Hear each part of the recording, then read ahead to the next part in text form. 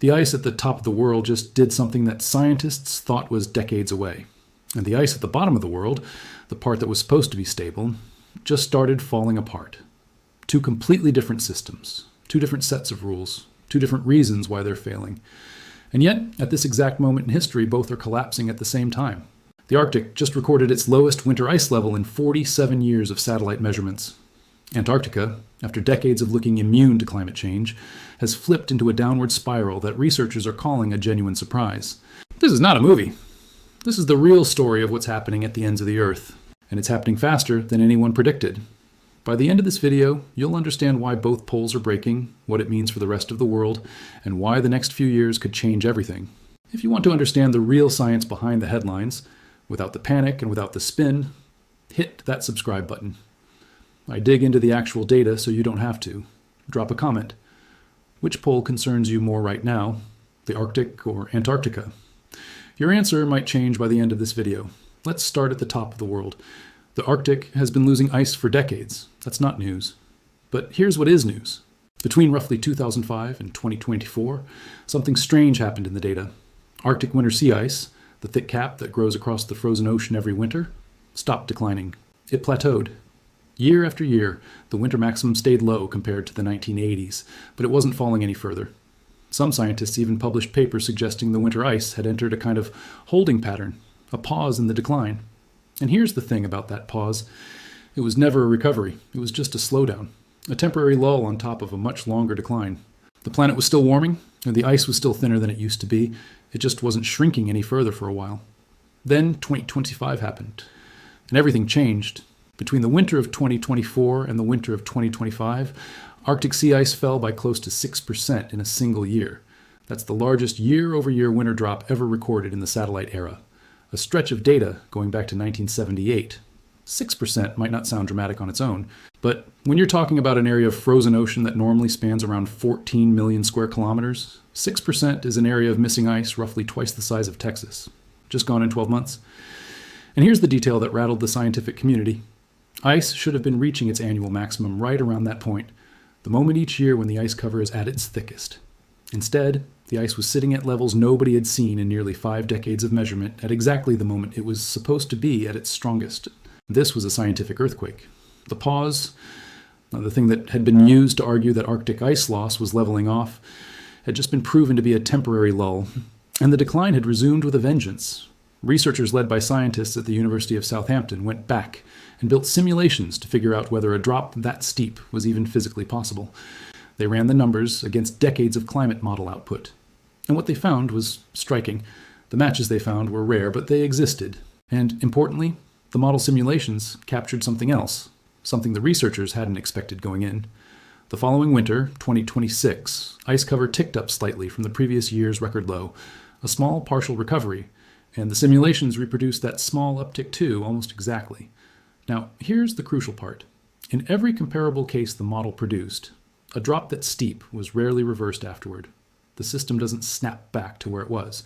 Instead, it tends to settle into a lower band, a new baseline, and fluctuate around that diminished level for years. In other words, the small recovery in 2026 wasn't the start of a return to normal. It was Arctic sea ice finding a new lower normal to wobble around. This directly contradicts the narrative that had built up around the so-called pause. For years, that apparent stability had been used, sometimes in good faith and sometimes not, to argue that Arctic ice loss was leveling off. The new research makes the opposite case with hard numbers. The pause was never a genuine stabilization. It was a temporary lull sitting on top of a much longer decline. And the moment conditions lined up the way they did in 2025, the decline picked up exactly where the older trend line had left off, just compressed into a single violent year instead of spread out gradually. NASA and the National Snow and Ice Data Center confirmed the pattern independently. Arctic sea ice reached its annual maximum extent on March 15th of 2026 at just over 1429 million square kilometers, statistically tied with a 2025 maximum of 14.31 million square kilometers. For 2 consecutive years now, the Arctic has posted the lowest winter peak ever measured since satellite monitoring began in 1979. 2 years sitting at the bottom of a 47-year record. The question now is, what happens when the Arctic runs out of winter ice? Most people picture the Arctic crisis as a summer story. Shrinking September ice, stranded polar bears, melting sea ice in the heat of the sun. But winter ice is the real key, because winter ice does something summer ice cannot. Winter ice is a barrier. It separates a relatively warm ocean, still above freezing, from air above it that can be 60 or 70 degrees colder during the darkest months of the year. When that barrier is thick and solid, heat and moisture stay locked in the ocean. When the barrier thins out or develops gaps, something dangerous happens. Heat escapes into the atmosphere all winter long, and that extra energy doesn't stay put over the North Pole. It shifts pressure patterns, it feeds into the jet stream, and it has been increasingly linked by atmospheric scientists to extreme cold snaps and disrupted storm tracks that show up thousands of miles south. In places like the American Midwest or Northern Europe in the middle of winter, a thinner Arctic winter cap is not just a regional statistic. It is a lever that can reach deep into the weather systems the rest of us live under. The mechanism behind all of this comes down to something called albedo, and once you understand it, you will never look at a satellite image of polar ice the same way again. Ice and snow are bright. They reflect sunlight back into space. Open ocean water is dark, and dark surfaces absorb sunlight instead of reflecting it. When a patch of sea ice disappears and is replaced by open water, that patch of ocean stops bouncing sunlight away and starts soaking it up instead, warming the water beneath it. That warmer water makes it even harder for ice to reform the following winter, which exposes more dark ocean the year after that, which absorbs even more heat. It's a feedback loop, quite literally the planet's own thermostat working in reverse. And it's one of the central reasons the Arctic is warming close to 4 times faster than the global average right now. Now let's fly to the opposite end of the Earth. Because while all of this has been unfolding in the Arctic, Antarctica has been running its own story. For most of the last several decades, Antarctica looked like the exception. While Arctic ice was steadily shrinking, Antarctic sea ice was holding roughly steady. In some years, it was even slightly expanding. This genuinely puzzled climate scientists for years. How could one pole be melting while the other was holding steady? The answer comes down to geography. Unlike the Arctic, which is an ocean surrounded by land, Antarctica is a continent surrounded by ocean. That difference matters enormously. For decades, Antarctica had buffers.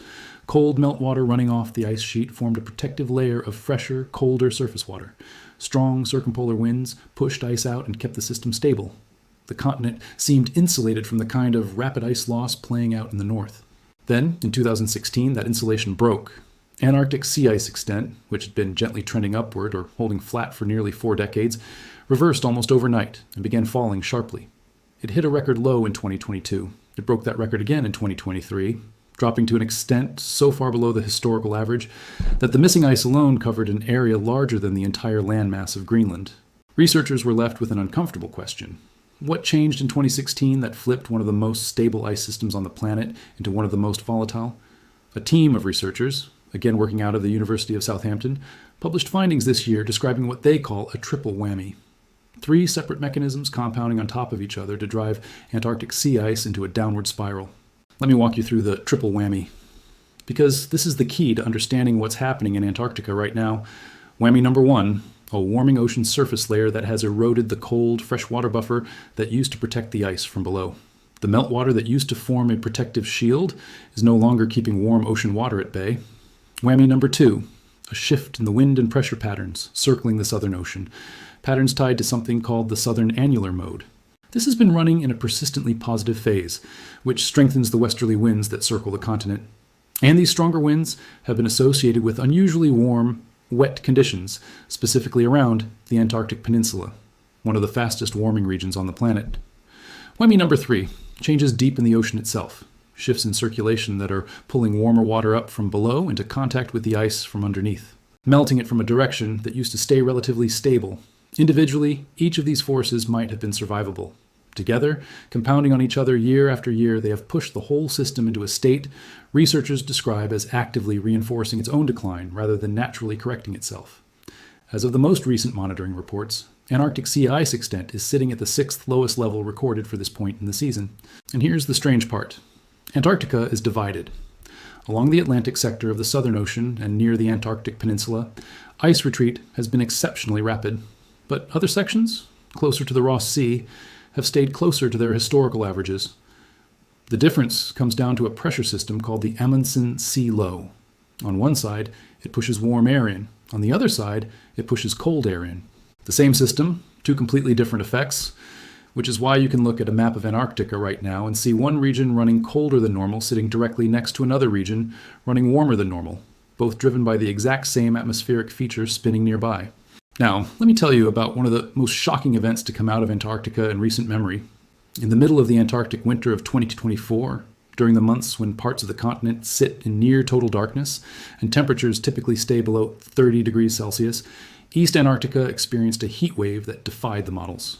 Temperatures in parts of East Antarctica spiked by as much as 28 degrees Celsius above the seasonal average and stayed elevated for more than 2 weeks straight. Scientists studying the event tried to put that number into context. The comparison they landed on was almost impossible to picture. An anomaly of that scale happening in the United Kingdom in the middle of January would push temperatures there into the mid-30s Celsius, a summer heat wave in the dead of a British winter. That is the scale of what happened in East Antarctica, except it happened during a season when the sun barely rises at all. Researchers who studied the event afterward concluded that this was not an isolated fluke of weather. It was driven by a combination of factors. A weakened polar vortex, the ring of cold air that normally seals off the Antarctic interior, an atmospheric river carrying an unusual surge of warm, moist air deep into the continent's interior, and record-low sea ice conditions offshore that removed one of the natural barriers that would normally have blocked that warm air from penetrating so far inland. Climate modeling run by the same team indicated that human-caused warming significantly amplified both the intensity and the duration of the event, making an anomaly of that magnitude far more likely than it would have been in a pre-industrial climate. And this is the detail that should concern anyone paying attention. The researchers were explicit that this was not a one-off. It was described as a preview, a glimpse of the kind of extreme event that is likely to become more frequent as the underlying warming trend continues to build over the coming decades. If a sudden winter heat wave sounds abstract, the story of a single glacier makes the consequences concrete. Victoria Glacier, sitting along the Antarctic Peninsula, recently became the fastest retreating glacier ever documented in the modern satellite record. Over a period measured in months, the glacier's grounding line, the point where the ice transitions from resting on solid rock to floating on the ocean, retreated roughly 8 kilometers, with nearly half of that collapse compressed into an extraordinarily short window. Scientists studying the event traced the cause to the shape of the ground beneath the ice itself. Unlike glaciers that sit on bedrock sloping upward toward the coast, which naturally slows a retreating glacier down the further it retreats, Victoria sits on an unusually flat stretch of seabed lying below sea level. Once the glacier started losing contact with that flat bed, there was almost nothing to physically arrest the collapse. Huge slabs of grounded ice broke away in quick succession, rather than the slow, gradual retreat scientists are used to modeling. Researchers have flagged this as a genuinely important discovery, not just because of how fast Victoria itself collapsed, but because it reveals a mechanism that could apply to other glaciers sitting on similarly flat, below sea level bedrock across West Antarctica, several of which hold enough ice to meaningfully raise global sea levels if they were to behave the same way. This discovery is reshaping how scientists think about glacial collapse. It used to be that retreat was slow and predictable. Now they know it can be fast, sudden, and irreversible. There is one more concept worth understanding. Because researchers have started using a specific term for a scenario they are watching for at both poles, it's called a blue ocean event. The term refers to the moment when sea ice extent in a given region falls below roughly 1 million square kilometers, a threshold low enough that satellite images would show overwhelmingly open, ice-free blue water rather than white ice. Researchers tracking current trends have raised the possibility that both an Arctic blue ocean event and an Antarctic blue ocean event could theoretically occur within a similar window in the coming years, something that has never happened simultaneously in the satellite era. It's important to be precise about what this term does and does not mean. It does not mean all the ice on Earth vanishes. It refers specifically to the seasonal minimum extent dropping below that defined threshold, a regional and seasonal event rather than a permanent planet-wide loss of all polar ice. But even a temporary blue ocean event at either pole would represent a level of open, sunlight-absorbing ocean water that the current climate system has essentially never experienced during the period we have been able to measure it with satellites. And the albedo feedback loop means that even a temporary event like that could leave a lasting mark on how quickly the surrounding ice recovers in the years that follow. Scientists monitoring both poles right now are watching several specific things going forward. In the Arctic, researchers will be watching whether winter sea ice settles into that lower band the recent modeling predicted, fluctuating without fully recovering, or whether it finds some way to stabilize at a level closer to what was considered normal even a decade ago. In Antarctica, the key indicators are whether the triple whammy mechanisms driving the current decline continue reinforcing each other, or whether natural variability shifts back toward a configuration that gives the ice a chance to rebuild. And across both poles, scientists are watching for the specific combination of conditions: low sea ice, a weakened polar vortex, and an unusually active atmospheric river that produce the astonishing 2024 East Antarctic heat wave. Because if that same combination shows up again, researchers have already told us what to expect. Now, here's something that might surprise you. Recent research has found a remarkable connection between these two polar regions. Scientists discovered that meltwater from West Antarctica can trigger warming and sea ice melt in the Arctic through a complex chain of ocean and atmospheric responses. The freshening of Antarctic water reduces its density, which enhances the Atlantic meridional overturning circulation, transporting warm water northward and leading to significant Arctic warming.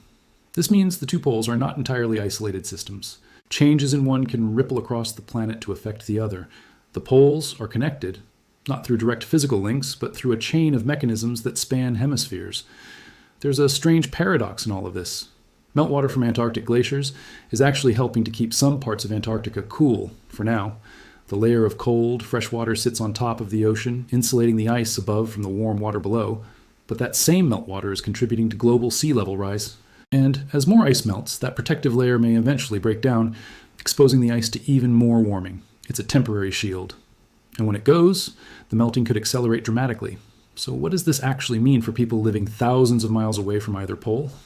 Sea ice loss at the poles does not directly raise sea levels in a major way on its own. Floating ice, like an ice cube in a glass of water, has already displaced its own volume before it melts. The sea level danger comes from land-based ice, glaciers and ice sheets sitting on solid rock. And every meaningful acceleration in the collapse of those glaciers translates directly into rising coastlines everywhere on Earth. Not just near Antarctica, but sea ice loss still matters enormously, because it is one of the primary triggers accelerating everything else. Less sea ice means more open, dark ocean absorbing heat. More heat in the ocean and atmosphere destabilizes the very glaciers sitting on land nearby, the ones that do directly raise sea levels. Less Arctic winter ice reshapes pressure systems that influence storm tracks and cold outbreaks across the entire northern hemisphere. A weakened polar vortex over Antarctica has documented links to disrupted weather patterns, reaching up into the mid-latitudes of the southern hemisphere. None of this requires living near a coastline or a research station to matter to you directly. Weather patterns shaped by a warming Arctic and a changing Antarctic reach into ordinary life everywhere, through disrupted storm tracks, shifting growing seasons, and the kind of unusual cold snaps or heat waves that used to be described as freak events, and are increasingly described by scientists as part of an expected pattern. Let's be honest about what the data actually shows. The poles are not collapsing overnight in some sudden single planet-ending event. That's not what's happening. But something significant is happening. Two enormous, complex physical systems, each with its own decades of relative stability behind it, have both entered periods of measurable, well-documented, and mechanistically understood decline at the same time for reasons specific to each region but tied back to the same root cause. Stability and permanence are not the same thing. A system can appear stable for years, even decades, and then change rapidly. That's what we're seeing now. It's worth remembering that the satellite record only stretches back 47 years. A blink of an eye in geological terms. That means every record broken in 2022, 2023, 2025, and 2026 is not just a record within living memory. It is the lowest point ever documented by direct instrumentation, full stop, with no equivalent baseline from before the satellite era to compare it against. That's exactly why researchers keep reaching for words like unprecedented rather than simply unusual, because this is new ground, literally. What happens next depends on decades of decisions still being made right now, the same way it always has with climate trends that build slowly and then arrive all at once. Scientists will keep flying over these regions, keep dropping instruments into the ice, keep publishing whatever the data actually says, whether that turns out to be more reassuring or more alarming than what we know today. The ice doesn't care whether we were watching closely enough to notice in time. It just responds to the physics. And the physics says, when you warm the planet, the ice melts. What we're watching is how that plays out in real time, with all the complexity, nuance, and surprising feedbacks that the models can only approximate. This is both a warning and an opportunity. A warning that the changes are happening faster than we thought. An opportunity to respond before they get worse. If you want to keep up with how both of these stories develop, whether the Arctic settles into a new lower baseline or the Antarctic triple whammy keeps compounding, subscribing is the easiest way to make sure you catch the next update the moment new research comes out. And sharing this with someone who still thinks both poles are simply recovering on their own is one of the more useful things you can do with the next 30 seconds. Let me know in the comments which of these two stories surprised you more.